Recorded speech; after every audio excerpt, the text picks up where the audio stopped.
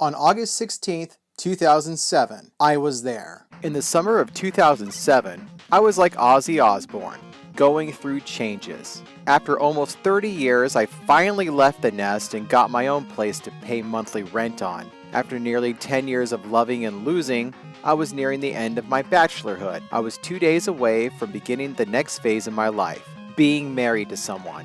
I initially wanted to go to the game on the eve of my wedding on August 17th when the A's hosted the Kansas City Royals. However, the bride-to-be had some rational fears of me venturing in the city of Oakland at night by myself, although I did it several times since 2000 and I had no problem at all. Well, maybe one time in 2001 when I left the Coliseum so late after a 12-inning game that I nearly fell asleep at the wheel on the drive home. No joke here, my eyelids felt as if they had lead in them. But other than that, I either survived the drive back from the Coliseum, or I took Bart back from the Coliseum and drove the 45 minutes from Fresno to my house. But I was going to learn that being married was going to require compromise from time to time. So I decided to take in an afternoon contest where the A's were hosting the Chicago White Sox. I sat in my usual spot since 2000. The left field bleachers. Like that lucky night in 2003 where I would watch the fastest 12-inning game ever between the A's and the Atlanta Braves, I would snag a home run ball during batting practice. Both teams were under 500 going into this game after each team had a great season over the past few years. The White Sox, after winning their first World Series since 1917 and 2005,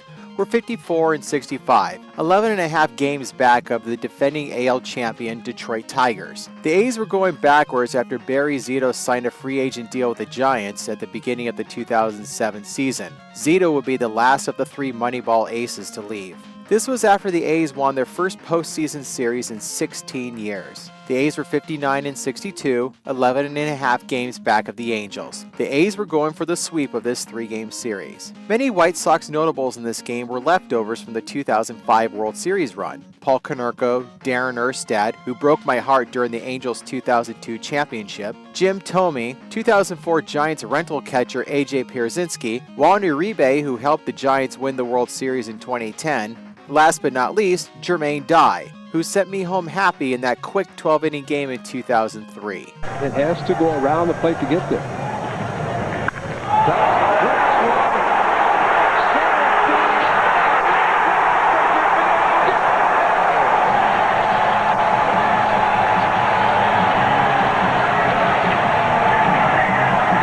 Starting pitcher for the White Sox was their ace Javier Vazquez. In 2007, Vazquez had one of the best seasons since 2001, when he was a member of the Montreal Expos. The A's in 2007 had Nick Swisher, who would join the White Sox the following season, catcher and fan favorite Kurt Suzuki. Suzuki would return to the A's in 2013 for a season after getting traded to Washington in 2012. Speaking of 2012, Marco Scutaro, along with Barry Zito, would win a World Series with the Giants in 2012, with Scutaro winning the NLCS MVP honor. Finally, in what would be his last season in the majors, 12-time All-Star, NL Rookie of the Year in 1993, Florida Marlin for a week in 1998, and 2016 Baseball Hall of Fame inductee Mike Piazza. Starting pitcher for the A's would be Dan Herron, one of three players acquired from St. Louis when Billy Beane broke up the three Moneyball aces by trading Mark Mulder. In the top of the first with one out, Josh Fields reached first base on an error. Jim Thome hits a single to left to move Fields over. Next up, Paul Konerko would get the Sox on board first with the single to left that drove in Fields. The White Sox would slowly build their lead in the top of the second. Darren Erstad reached first on a leadoff bunt. Juan Uribe would single to right, and Erstad stopped at third. With runners at the corners, Danny Rykard would get the third consecutive hit for the Pale Hoses in the inning, driving in Erstad to give Chicago a 2-0 lead. The A's tried a little in the second, putting runners on the corners with one out, but nothing came of it after Jack Hanahan popped out to short and Suzuki struck out looking. The White Sox weren't done pissing me off yet. A.J. Pierzynski led the top of the third with a line drive single to center. Jermaine Dye struck out, and Erstad grounded out but moved Pierzynski to second. With two outs, Uribe would get on base again, this time due to an error at first. Pierzynski would score on the error, and now the White Sox were up 3-0. When the fourth inning came, the A's would show signs that they were actually trying.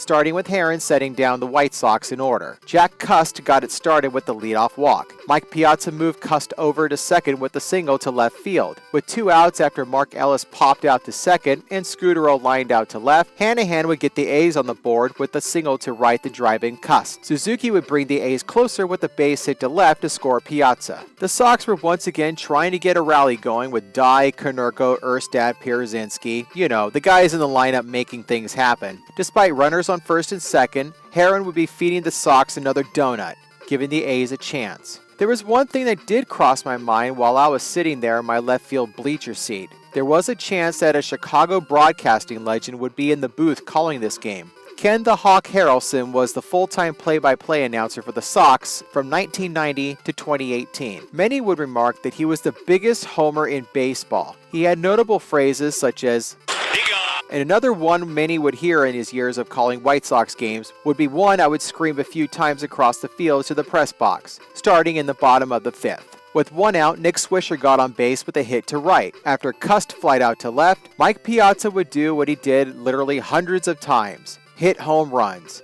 As the ball cleared the fence for a 2-run blast to put the A's ahead, I would scream, "You can put it on the board, yes!" The strangest thing about baseball is you sometimes never know what you're going to get on a day-by-day basis. I would never thought that 2 average teams would give me a good show. Top of the 6th, Rijkaard led off with the walk. Rijkaard would go on to steal second before Josh Fields strikes out for the 2nd out. Rijkaard would move to third after Herron lets out a wild pitch with Thome at the plate. Thome would reach on an infield hit. Rijkaard would score to tie the game. After a quiet bottom of the 6th, Andrew Brown would replace Herron. Pierzynski would lead off the top of the 7th with a double. After Dye grounded out, Erstad would get another double, driving in Pierzynski to put the Sox back on top. After the 7th inning stretch and Boone Logan taking the mound for Chicago, the A's would answer back in their turn. With 1 out, Shannon Stewart would let me say this again after a solo home run would tie the game up at 5. You can't put it on the board, yes! Brown for the A's and Ryan Buchfitch, who relieved Logan for the White Sox, kept the game tied by having 1-2-3 innings in the 8th.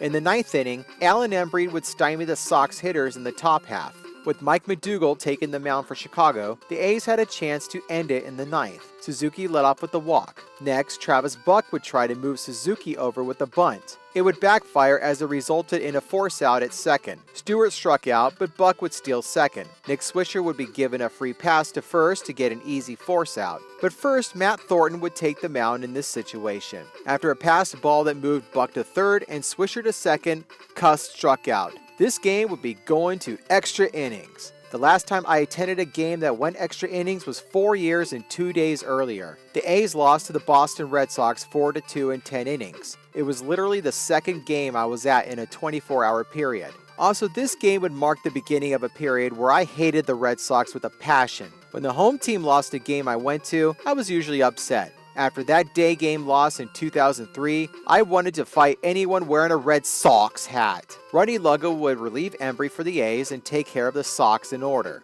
Thornton would stay and pitch for the Sox in the 10th. With 1 out, Mark Ellis would rip a triple to right center. This was it. I just had that feeling it was going to end. Scutaro was walked to put runners at the corners. Donnie Murphy, who pitch hit for Hanahan, lined out to second for out number 2. With 1 pitch, Kurt Suzuki would hit a 3-run bomb to my neck of the woods for the walk-off winner. And while Cool and the gang was playing, I pointed to the broadcaster's booth far away and screamed, "Up yours, Harrelson!" and screamed this. You can put it on the board, yes!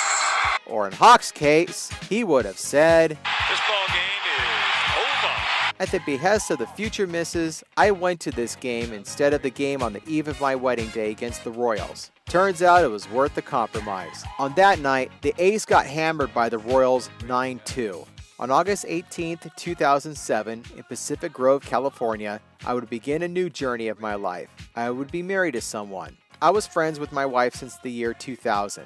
Over the years, we've been through a lot of adventures and changes in our lives, including the eventual transition into parenthood. But that will be a different story for another time. It was just one average baseball team sweeping another average baseball team in a 3-game series. However, I thought the way this game ended, it would be a fitting end to my swinging bachelor years. And I was there on August 16, 2007.